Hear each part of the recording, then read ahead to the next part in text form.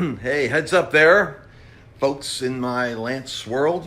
I got my cool Rush Limbaugh hat, man. I always wanted to get one of those. Someone got it for me for Christmas, and I've got a really cool interview I'm about to do in 20 minutes. I'm going to go clean myself up. Just watch how fast I clean myself up. Ed Silvoso. Ed's always been in. He's been in the he was in the space I'm in before I got there in terms of like talking about transformation of nations and stuff. And he's stayed on this thing and done more, I think, than anybody I know to pioneer implementable models.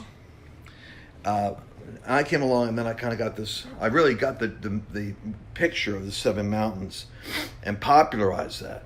And as soon as that came out, dozens of people were coming up, but I guess it's kind of like the metaphor was so good for charismatics that everybody got it that fast. And original revelation came from a lot of people, but nobody really built anything with it. In fact, one of my great frustrations is that the church actually never did it, but the secular world took Seven Mountains seriously. Soros took it seriously. Soros took over America because they took the Seven Mountains. Look at them in media, Hollywood. Look at them on college campuses. Go, Georgie, go. I mean, that's what the devil says. Anyway, and then even in business, to my shock, I saw that when all the CEOs met with Trump. Amazing how the devil had that Charlottesville riot thing take place, and then the white racism smear on Trump, and then all the spineless CEOs walked away from Trump, and the 50% of the economy, driven by Christians, disorganized and with no coherence, didn't even put any pressure on him. Like, get the heck back in there and sit with the president. He's trying to fix the economy, knuckleheads. But they're globalists. These big businesses, they're not actually for America.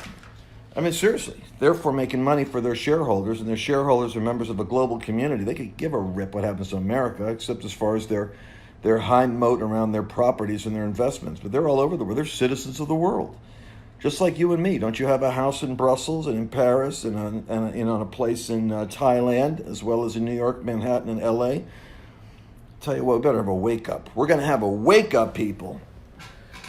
We've got to wake up and shake up. Anyway, Ed Silvoso. Don't want to get off the subject. I got 10 minutes. I got to go get changed. Got to go shave. Got to go change locations. But what I love about Ed is I was talking about microchurch and the necessity of looking at micro churches.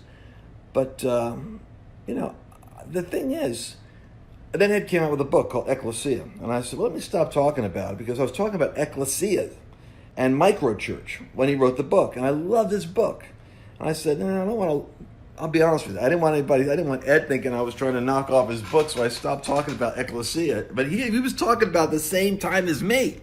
And I was calling it microchurch, because I think the era of megachurch needs a balance. And the balance is called microchurch.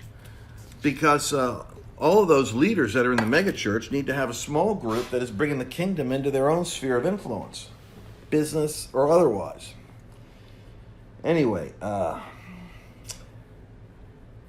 doing the interview in 15 minutes. I better hang up so I can go to work. I love you guys, but I'm just giving you a heads up. We're going to talk about this microchurch idea. It's going to call it ecclesia, which is the biblical word, or the Greek word that would be translated for church. Which brings up an interesting question. Did Jesus speak in Aramaic? Or did he speak in Hebrew? He wasn't speaking in Latin, although there was a certain amount of Latin that the people spoke. And when Pilate was talking, he was, of course, an Italian, right? So they were communicating with each other. Centurions were communicating with Jews. My guess is, from what I can see, Jesus spoke, remember on the cross, Lama, Lama, Sabachthani, my God, why hast thou forsaken me? That is in Hebrew, that's Aramaic.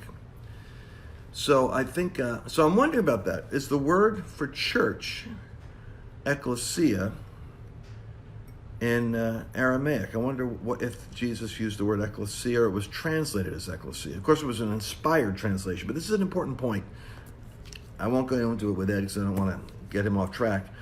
But the word ecclesia is pregnant with meaning in Greek culture and in Roman culture. Was there a meaning for the word? in Aramaic. Certainly, Jesus chose to use a term that was not synagogue or temple, which would have been, if he wanted to perpetuate the Jewish movement as it was, that would have been what he did. All right, I've got some interesting, so you guys send in some questions, okay? When we do the interview, send in some questions. Now, how will I get those questions? I'll figure out a way to do that. I'll read your comments as they come up, but you guys have to ask questions. Or, I'll figure out a way that I can get your questions. So I want to get your questions to Ed too. All right, I'll talk to you.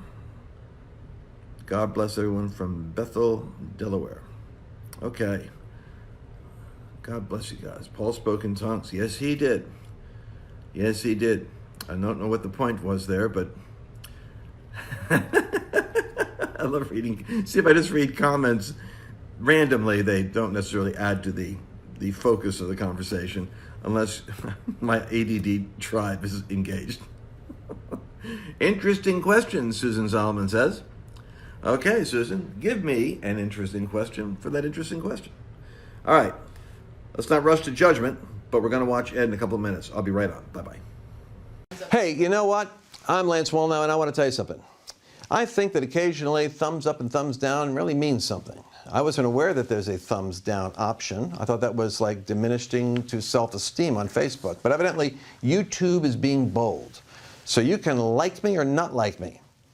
But I'd prefer that you liked me and subscribed. So why don't you do that now, and we'll talk some more in the future.